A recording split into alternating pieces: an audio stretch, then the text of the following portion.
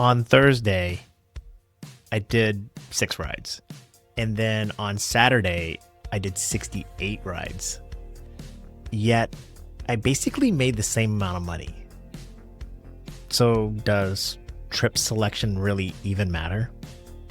Hi, my name is Levi Spires. This is the Tip You in the App Daily Drive podcast. The Daily Drive podcast is brought to you by the Gig You app. So I had made this plan for Saturday to be like this all-day adventure. I got this quest for 70 trips over the weekend, but I couldn't drive on Friday and I couldn't drive on Monday, so I just drove all day Saturday. I made a really fun video about it where I tried to complete 70 trips in one day. Spoiler alert, I only got to 68. And you can watch that video. But on Thursday, I went out, I got a reservation. I got like a $71 reservation. And I was like, let me just take that. And it's going to take me down to Ithaca. And I was going to drive down there for most of the day Thursday. But then for me, it's really important to get paid to go back to Syracuse. And I got the very next trip was a trip back to Syracuse. So anyway, on Thursday, I did 6 rides. And then on Saturday, I did 68. And I don't know, I'm a numbers guy, so I broke it all down. And the numbers, it really surprised me. Let me break it down for you here. Okay, first let's compare 2 trips. I had a long trip for $71 on Thursday, a reservation, a comfort. It was great. And in fact, I got paid $71.85. And then I got a $29 tip on it. So we're talking about a $100 fare. It was really good. Then on Saturday, I went through all of my trips and I tried to find the shortest, lowest paying ride per mile or whatever. And this is what I got. I got a fare for $4.85. It was 8 minutes long. It was only 1.9 miles. Yeah. And I got a $2 tip on that one too. So let's break it down. Let's go line by line through these numbers, just comparing these 2 trips. The long trip was $71, 74 minutes, 60 miles. It costs, my costs are 30 cents per mile for my vehicle. So it's $18 in costs. This is the upfront fare, the analysis. So the profit was 53, which means hourly, I made $43 for that trip. Then the short trip was $4.85. It was an 8-minute trip up front, 1.9 miles, 57 cents in costs. So low cost. The profit was $4.28. And the hourly rate, what I would make per hour after expenses, is $32.10. Now here's what actually happened. The passenger paid $148 for the long trip. I got a little bit less than half. I got a $29 tip. The total revenue was $101. It was 95 minutes long. That includes the wait for the pickup. It was a reservation, so I had to get to the airport a little early, and it ended up being about 21 minutes of wait time. It ended up being a little bit more than like 70 miles because I had to drive to the airport from my last trip. So the costs were $21 in total mileage costs. My profit was $80 and my hourly rate was $50, which is really good. After expenses, that's really good. Again, thanks to the great tip. The short trip was $11.95 is what the passenger paid. The fare was $4.85. The tip was $2. The total was $6.85 to me. It was 9 minutes in total, and that includes going to the pickup, waiting for the passenger, and driving them to the drop-off. The total miles was 1.9 miles. The costs were 57 cents, and the profit was $6.28. So I made $41.87. So real quick, stop the analysis here. Comparing long trips to short trips, depending upon the tip, again, the short trip paid pretty well compared to the long trip. And if the long trip, I didn't get a tip on it, the short trip might have paid more with that $2 tip. So there's a comparison there, but that's not really fair to compare one trip to one trip. Let's compare the 2 days. That's what I was talking about earlier. All right, let me go line by line through this here. On Thursday, I got paid $180 in fares for 6 trips. and I got $67 in tips for those 6 trips. The total was $248 is what I made over 4 hours and 48 minutes of active time. And active time means I'm actually on the ride. I'm not sitting around parked. I'm actually going to go pick up the passenger or they're in the car with me. Then on Saturday, $433 in fares, $30 bonus. Again, I was trying to get that $35 bonus and I didn't get it. $118 in tips, a lot of Uber Eats orders in there. The total was 581. My active time was 12 hours and 49 minutes. My trips were 68. So my costs were about the same because I drove 172 miles on Thursday for those basically 2 long trips. And then on Saturday, I had $194 in miles just for all those short trips. So $51 in costs on Thursday, $58 in costs on Saturday. My profit on Thursday was $196, and my profit on Saturday was $523. So my profit per hour, after I break it all down, on Thursday was $40, and then on Saturday was $40. Pennies difference between the two. So that was really interesting. So 6 trips paid me $40 an hour, and then 68 trips paid $40 an hour. I think this is that idea of what's better, short versus long trips. Or does it matter what trips you pick? Well, let's look at it one more way, and then I'm going to give you my analysis, my opinion on this. A lot of drivers like to use online time versus active time. Online time means you're out there trying to get a ride. So I want to measure that again. So instead of 4 hours, my online time is actually 6 hours this time. And my online time for Saturday was 15 hours. So when I look at it again on Thursday, taking the long trips, I made $31. That was me sitting around waiting for really good rides instead of taking all the rides I could, the shorter trips. I was trying to, an idea of cherry picking to some extent.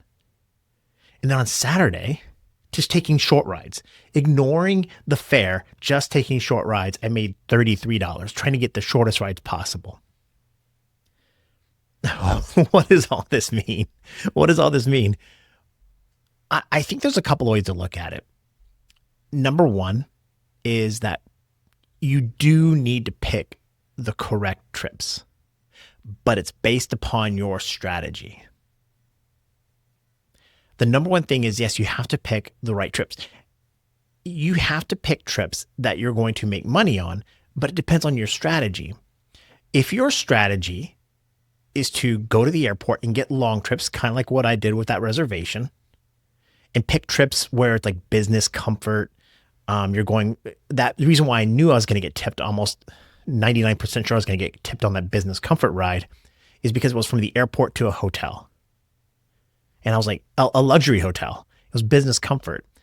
And I just sat in the car that whole ride, and it was 2 attorneys working the whole way. They were really polite. It was nice. It was easy. It was quiet. You have to really mess that up to not get a tip on that ride. Doesn't mean you're guaranteed a tip, but I kind of knew what I was getting into. So that was my strategy on Thursday. Then on Saturday, my strategy was just take the shortest trips possible. So I think the first thing I think about is like, as long as you pick a strategy based upon the location where you're at and stick to it, you're probably going to make good money. And that brings my second point. And I think this is where it's really, really important. I think Uber tries to get us to the same amount of money. Ultimately, based upon an hourly rate, they look at a city or a market or however you want to define a geographic region, and they say, we really want all of our drivers to make this amount of money. And they have enough data to know that drivers, are going to bring this much amount of revenue and this much amount of costs. And they can always feed us the rides to make sure we're always kind of in that zone. I think this is where we overthink it sometimes as drivers. I think we overthink it. There is money to be made on the margins. I'm not saying take bad trips or whatever else, but I think we overthink our ability as drivers to pick the very best trips. So it's important to take good trips and decline bad trips. My acceptance rate's still 20%. I'm not saying you should just take every single trip. What I'm saying is take a strategy, whatever that strategy is, and zero in on it and go for it. So on Thursday, my strategy was I had a long reservation. So I needed to get to the airport. I took a couple of trips, around the city of Syracuse waiting for that reservation. Then I had to drive to the airport to park and wait for that reservation. I did that. And then when I got down, and I dropped that passenger off. The very next trip was a trip from Ithaca back up to Syracuse, another long trip. And I was like, oh, this is good. Down and up. It's great to get paid for deadhead time. I was lucky a little bit. But my strategy was plan my day around that long reservation, and I was okay with that. Then on Saturday, my strategy was I'm just going to take the shortest trips possible and try to maximize how much money I can make in the shortest amount of miles, how many trips I could take. And I think both of them worked. I think there's a lot of different strategies, and I'm not saying my strategies are better than yours. I think a lot of drivers like this affirmation. You're really good at this.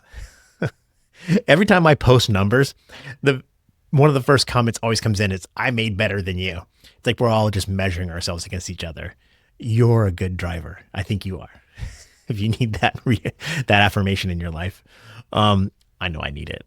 But yeah, I think there are bad strategies. I think not sticking to your game plan can really hurt. I think that can make things messed up. I know that sometimes I overthink it a little bit, and I sit parked for too long thinking there's a better cherry out there when a cherry already came through when you're cherry picking. And I should have just taken the other trip. And now I got 15, 20 more minutes of sitting parked waiting when I could have taken another ride. Sometimes my strategies are focused on locations. Like, so Thursday, getting from Syracuse to Ithaca, then Ithaca back up to Syracuse. Some days my strategies are like, hey, let's take more Uber Eats because I need to get my fat butt out of the car and do some exercising and not sit around in my car all day. I think that's what I get from this whole thing. I know that's not the best answer. I think everybody's looking for that perfect solution. This is the exact way to drive. But Uber probably just feeds us the trips they're going to give us because they can manipulate anything. They could offer it to you for $10 and offer it to me for $8. They can manipulate all this data to kind of get us all into that little bit of an average. So it looks high sometimes with these great trips, some low, and they kind of all average out to this little bit of a middle. That was kind of cool looking. Yeah, I don't know. Do you think there's a better strategy than others? I think there's drivers that say you got to cherry pick everything. You have to sit parked and just decline. I kind of do that, and I understand that. But I think there are some drivers that they found a little sweet spot in life, and they just take as many trips as they can. And they make probably pretty similar to what I make. All right. Shout out to Redtiger. I don't know if you notice, all of my footage is Redtiger, my dash camera. I love my Redtiger dash camera. I've got an F17 Elite Pro. I think I said that right. It's really good for rideshare drivers. Listen, if you're a rideshare driver, you need a dash camera. And the reason why it's so important is that it does two things. Number one, it records the thing in the car. I know there's outside of the car stuff, but it's inside the car for me that really worries me the most. What is that passenger doing? In the camera, I have it pointed right down so that I can see in the back seat. In fact, my Redtiger has a camera in the back. It points back into the back of the cabin too, so I can see over the shoulders of the passengers from behind them. I love that look. What that does, it gives me reassurance that the things in the car are being recorded. So if the passenger does something, it's on camera. But the other thing I like about having a dash camera is that I register with Uber, and then Uber sends my passengers notices. Levi's got a camera in the car, and then they see it. They see the camera. So if they were thinking about doing something dumb, then they know they're on camera. Now, as a content creator, I like the F17 camera because it records color at night. It looks great. The footage looks really, really good. And so instead of getting that black and white image that's infrared with the F17 Elite, I get color footage in the car at night. It looks really good. There's a lot of other things. Let me just read out a couple of features to the F-17. It's 4K out front. It's 2.5 going out the back of the car. 1080 in the camera or in the cabin. It's got a Starvis sensor from Sony. It's got Wi-Fi built into it, so you can download files right out of it really quickly. It's great for accidents, disputes, insurance. Hey, go to the link in the description and in the comments and check it out for yourself. It's a great camera, and I'm super happy that they're a sponsor of the channel. Okay, now I had one comment from a video I made last week. What makes a good Uber driver? And it stood out to me so much. It just came through not too long ago, actually, but it stood out to me so much. I wanted to address this one comment. I don't know who it is. It's L Fizz, whoever that is. Let me read his comment. And then I'm going to give you what ChatGPT said about it. This is interesting. Listen.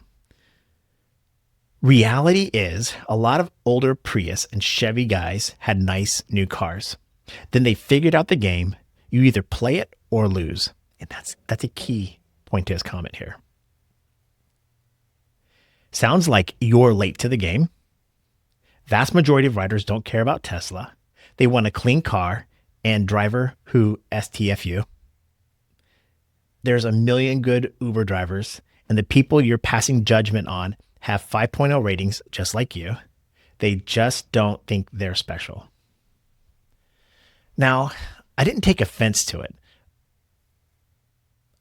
What I did was I was thinking to myself, like, I think I agree 100% with this guy. So he saw something in my video and like he not twisted it. Maybe he just, his point of view is like, they don't care about your Tesla, Levi. They just want you to sit there and drive. And I was like, I agreed with him. So I made a comment back to him, and here's his response back to me though. He says, if the car is mechanical sound and clean is the key word. What's the difference between a Tesla and a Prius? It's not like a Tesla is any real difference in experience. Some of the Chevys have more legroom than a Tesla. You definitely got personal in your video. Maybe you need to rewatch it again. So I did. It's all good. Many drivers suffer. It's all good that many drivers suffer from the syndrome of thinking their car matters or that they are some special driver with a 5.0 rating. Your video is right about 99%. Taking shots at the people that figured out is just being petty. Before I give you my response, I'm going to read what ChatGPT said. So I put the transcript of the video into ChatGPT and be like, boy, where did I miss something? And I got a little bit of insight here. Let's see here. ChatGPT says this. The commenter is partly fair, but he's mostly reacting to the tone rather than the argument. He's correct that most passengers don't specifically care whether the car is a Tesla or a Prius. What they usually care about is that the ride is safe, that the car is clean, that the driver is normal and professional. On that point, he's right. But that wasn't really the point of the podcast. The argument in the podcast is that that rideshare has three different definitions of what makes a good driver. Passengers want good service. Uber wants drivers who accept trips and stay online.